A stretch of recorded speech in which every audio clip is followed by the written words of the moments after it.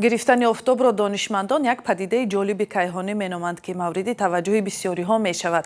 پیش از این برنامه صحبت داشتم با عبدالجلال سفرов، نامزد علم‌های فیزیک و ماتماتیکا، دوچنت، مدیر کافدرای استرونومی فاکولته فیزیک دانشگاه ملی تاجیکستان و نخست از او خواستم پدیده گرفتن آفتاب را شرح دهد.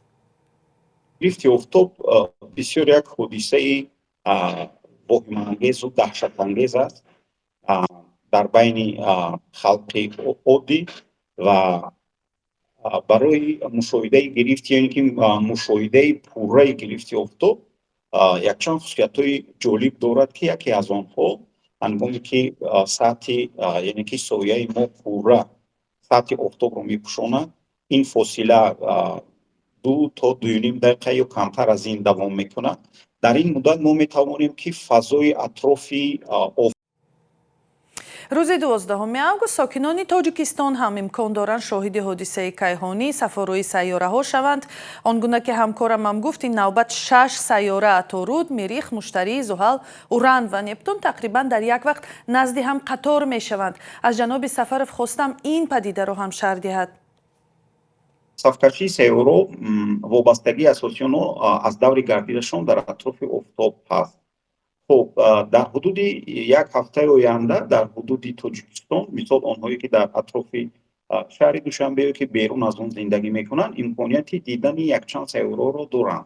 اصلا در آسمان ما آنها را در یک صف هم دیده نمیتوانیم، چون که این امکان ندارد و گردش وابسته به گردش آنها در آسمان یک کمان را میمانند و حالت‌هایی می شود که سیاره عطارد که نزدیکترین سیاره است قریبی صبح می براید و ما گفته نمی توانیم که عیناً ما 6 سیاره را برابر می بینیم.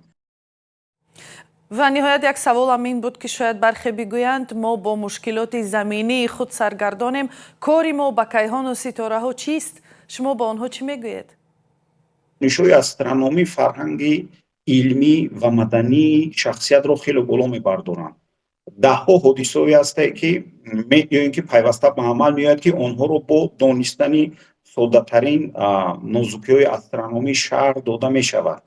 از این لحاظ اون شخصی که خودش رو بی‌طرف میکشد، من فکر میکنم که چون این شخصا باید کم باشند، چون که اصلا مردم تاجیکستان مردم فرهنگ دوستدار و مدنی هستند و من فکر میکنم که برای جالبیت یعنی که دانش خود رو صیقل دادن از چنین حادثه‌ها برخوردار شدن، این به نهایت یک مفید می شود، نه تنها برای آنها، برای آینده فرزند و عائله کمک جدی کرده میتواند.